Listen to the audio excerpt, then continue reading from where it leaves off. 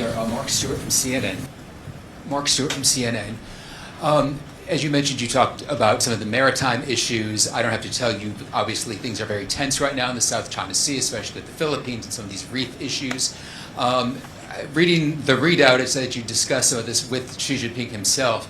Other than diplomatic speak, is there a reasonable roadmap or blueprint for the future?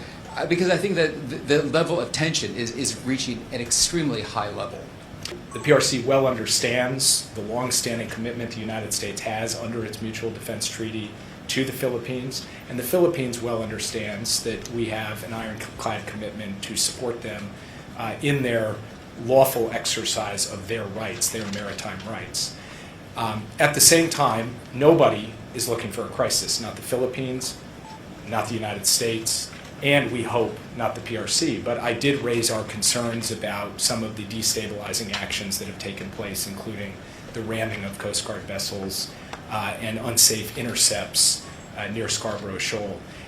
Thank you. I'm with Phoenix TV. The Biden administration has announced arms sale to Taiwan 15 times now since taking office, and surpassing the Trump administration's 11 times. So China believes that the continued U.S. arms sales to Taiwan and other actions have increased tensions in the Taiwan Strait. So how do you respond to this, and what is the U.S. willing to do to de-escalate? Thank you.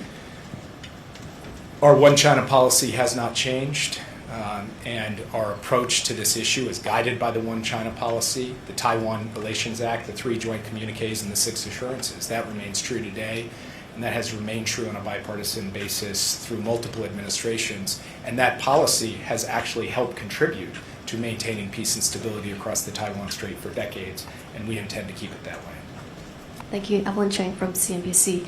On the issue of tech restrictions, I know that's something that the U.S. side has remained very firm on, and that the Chinese side has repeatedly asked for changes on.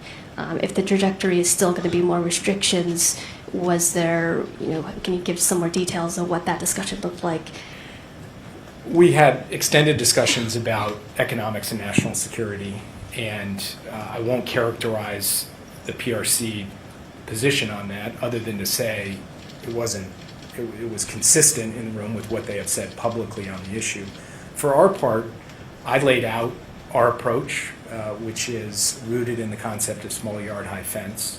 I explained why it is that we feel we have to take some targeted restrictions to ensure that advanced technologies aren't used against U.S. national security. I explained that our approach is one of de-risking, not decoupling, and described in some detail how we saw de-risking in practice.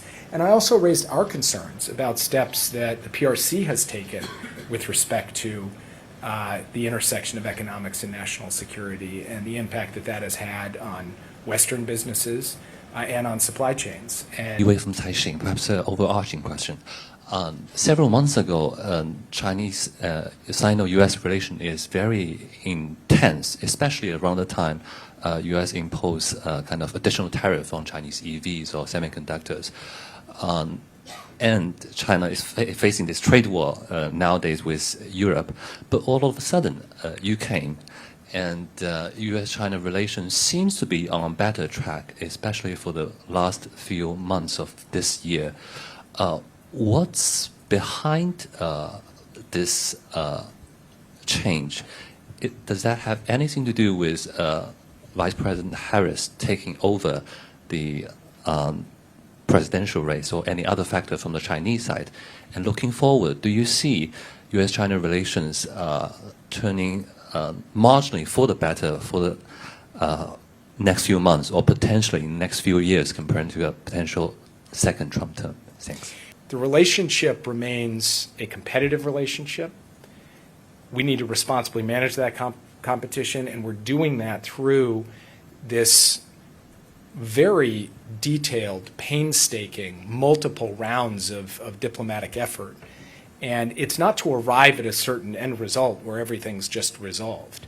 It's rather to arrive on a stable basis so that each of us can stand up for our interests, we can stand up for our friends, we can defend our values, we can take the actions we feel we need to take in service of our national interests, but we can also work together to ensure that the relationship is managed responsibly.